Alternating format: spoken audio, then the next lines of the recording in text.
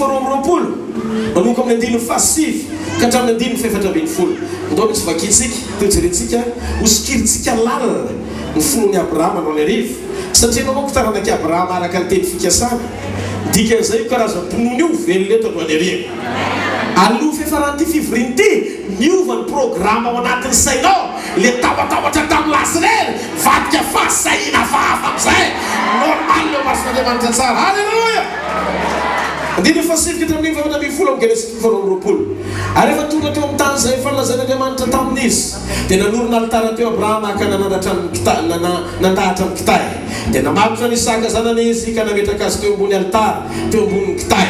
Ary Abrahama nanitsitra ny tanany ka nandray ny antsy mba hamonoa ny zanany fa ny antso ilay anjelan'i Jehovah tany an-danitra ka nanao hoe ry Abrahama ary kosa izy inty aho dia hoy izy aza maninjitra ny tananao amin'ny zazalahy ary aza maninona azy akory tandrea fa hitako izao fa matahotra n'Andriamanitra ianao ka tsy nanovanao tamiko io zanakao dia nilatokanao. Ary Abrahama nierika ho vita le izy votsitra Isaka tonga dia nierika izy taiza ny toeran'le famoronana jereo fa mitovy amin'ny tamin'ny Mosesy tao an-damosiny indray le izy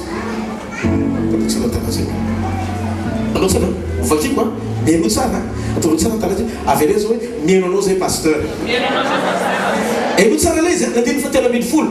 Ary Abrahama nierika anjery ka indro nisy ondry lahy teo ivoany voasaringotry ny kritsala ny tandrony dia lasa Abrahama ka naka ny ondry lahy ary anaty hazo fa anaty feodorana ny solony zanany. Ndao amin'izay jereo sy vakio tsara fa rehefa tsy navelan'Andriamanitra ho vonoiny Isaka fa hita ny toe-pony Abrahama fa tia azy matahotra azy manaiky sy makato azy dia tonga le ondry famoronana tao ivony amin'ny andininy fatelo ambin'ny folo tao ivony.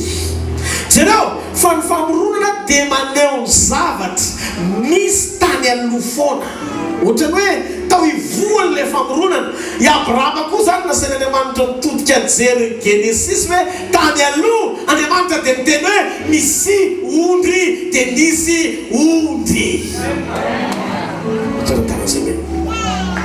Jereo fa ny famoronana ity ondry ity tsy ondry naterin'olona na avy any amin'ny olona fa tandido ny zavatra hitranga aty aoriana nampahitanany Abrahama rahampitaona satria nanana ny finoan'Andriamanitra izy tao aminy. Hitanareo zay karazam-pononana nanany Abrahama zay karazana fahasahiana mijoro eo amin'ny toerana bangatsan'ny olona ijoroana amin'izay fomba ahitanan'Andriamanitra miavak'izay tsy afaka nodison'Andriamanitra fanantenana fa ozy izy Andriamanitra na tsy hoe keko azy Isaka io toe-po io ndray tsy maintsy ankafako ny vision-any Abrahama ahita mivantana sy miariary ny fisiko fa mpamorona mety no vagagana mpamorona mety no fanasitanana akozy izy Andriamanitra tamin'ny Abrahama totokivo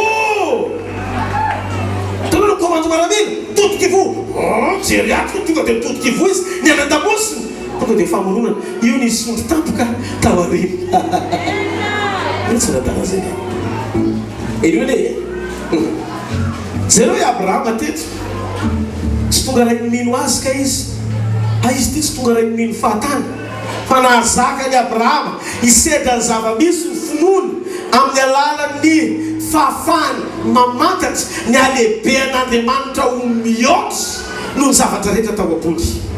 Ahoana moa zany hoe i Abrahama nahitsy zay hitan'Andriamanitra zany. Ahoana ny ilazantsika fa nahitsy zay hitan'Andriamanitra i Abrahama natonga sikivy dia satria nahita izy zay hitan'Andriamanitra ny aminy. Jereo nandiny fefatra ambin'ny folo amin'ny Genesisy faharoa-roapolo. Ary ny anaran'izany tany zany dia nataony Abrahama hoe Jehovah Jireh dia izany nanaovana mandraka ankehitriny hoe angatendrim-bohitra no isehon'Andriamanitra na koa raha diky Andriamanitra no mahita. Hitanareo i Abrahama nahatoky fa Andriamanitra manana vahaolana tsy takatry ny saina amin'ny maha-Andriamanitra mpamorona azy afaka ny miantsony tsy misy otony misy izy zany hoe afaka mamorona zavatra anankiray mbola tsisy mihitsy izy fa vaovao be. Amen. I Abrahama nahita veloa fa na dia tony charbon azy Isaka dia afaka no velomindray rehefa hiasa Andriamanitra dia io herin'Andriamanitra tao amin'ny Abrahama nahitany Abrahama sy nanan'Andriamanitra i Abrahama zany toe-po zany Dia ozy izy Andriamanitra toe-po mazaka famoronana tsara zany, toe-po mazaka famoronana tsara zany. Andriamanitra indray no lasa nangovotra. Dia ozy Andriamanitra hoe tsy tsangako izaka ka famoronakondro fotsiny fahazakazakisena izy satria tena tonga dia samy setaseta be misy rakakora dia rehefa aveo atsangana tsy marety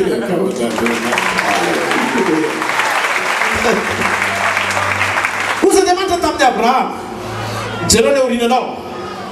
Dia ozy izy ary to misy ondry ary tonga dia niraisiny fotsiny le ondry. Hitanareo le fahalemem-panahy tonga dia nandray ondry izy zany hoe zavatra efa nomaniny fa tsy hoe nitrôtra be izy dia niteny hoe oa tena nisy ondry tokoa tsy hoe zavatra tsy napoziny fa izy nino fa rehefa tsy eken'Andriamanitra, tsy eken'Andriamanitra Isaka dia afaka tsy maintsy amorona ny soniny Isaka amin'ny fomba tsy takatin'izay izy. Zavatra nahavariana tsy nataon'Andriamanitra teo aloha le izy fa nataon'Andriamanitra tao aoriana le izy.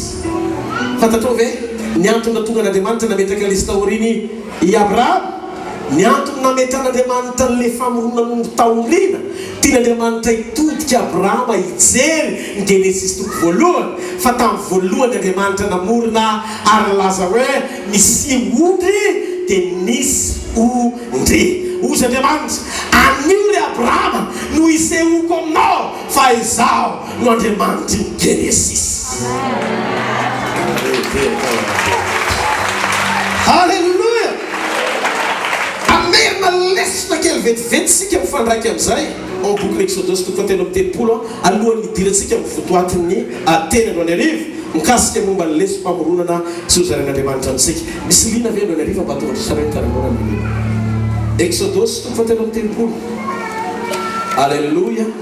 Manomboka amin'ny 20 ka hatramin'ny 17. Ary Mosesy mba hampahitao ny voninahitra aho fa io kosa Jehovah izaho mpandalo ny fahatsarako rehetra eo anatrianao ka nonona ny anaran'i Jehovah eo anatrianao fa iantsa iantrako aho ary amindra fo amin'izay indrako fo. Ary io koa izy Jehovah io tsy mahazo mahita ny tavaka ianao fa tsy misy olona mahita ka ho velona. Dia ny faraiky amin'ny 20. Dia ho Jehovah ino misy toerana eto anilako tejanona eo ambonin'ny aram-bato ianao ko raha mandalo ny voninahitra dia ataoko eo antsefatsefaka ny aram-bato ianao ka ho saronako ny tanako ianao mandra-pandaloko dia anaisitra ny tanako aho ka dia hita ny voko ianao fa ny tavako tsy ho hita. Ino hoe amin'izay le ho ampitahitsika kely io amin'ny numéro toko faharoa 20 vetivety numéro toko faharoa 20 ny 17 ka hatramin'ny 19 amin'ny anaran'i Jesosy. Fa tsy toy izany kosa Mosesy mpanompoka izay matoky amin'ny tranoko rehetra mifanatrika no itenenako aminy dia amin'ny fahitana fa tsy amin'ny teny sarim-patarina.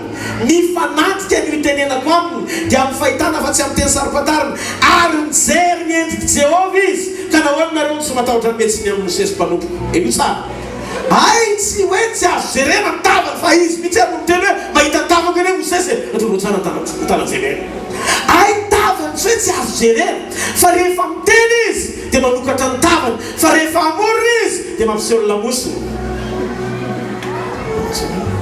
Dikany hoe nanome lamosiny izy dia midika izay mitodianao lavitra fa ho ampahitako anao izay mbola tsy hitan'ny taranaka tany aloha rehetra tamin'ny fandrenana an'izao tontolo izao. Teo Mosesy nanomboka nandray ny fanambarana sy ny révélation momba ny fanoratana ny bokyny Genesis satria voasoratra araka ny tantara fa Mosesy nanoratra ny bokyny Genesis ary inoko fa tamin'ny fotoana nanomezan'Andriamanitra lamosina azy tsy hoe ny lamosin'Andriamanitra ny hitany fa ny vision atany amin'ny Genesis nanomboka nasain'Andriamanitra ny raisiny dia ozy izy Mosesy vao nahita le zavatra nampahitan'Andriamanitra azy andraisako ny penina hitany amin'izay fa Andriamanitra namorona ny zavatra rehetra dia soratana le izy io Genesis vakitsika io hatrany amin'ny Genesis toko voalohany teo no nampahitan'Andriamanitra ny Mosesy nanokafany no mason'ny Mosesy ahita ny voninahiny sy ny fahalebiazany. Zavatra mahafinaritra anankiray tiako ho fantatrao dia zao Andriamanitra rehefa maneho voninahiny dia maneho ny lamosiny sy ny voany. Zany hoe zay no asehony satria tsy zakatsika raha eo anoloana izy no maneho azy. Rehefa miteny izy dia milaza ny zavatra ho avy. Rehefa miteny Mosesy izy dia milaza ny zavatra ho avy satria izy eo boky Numéry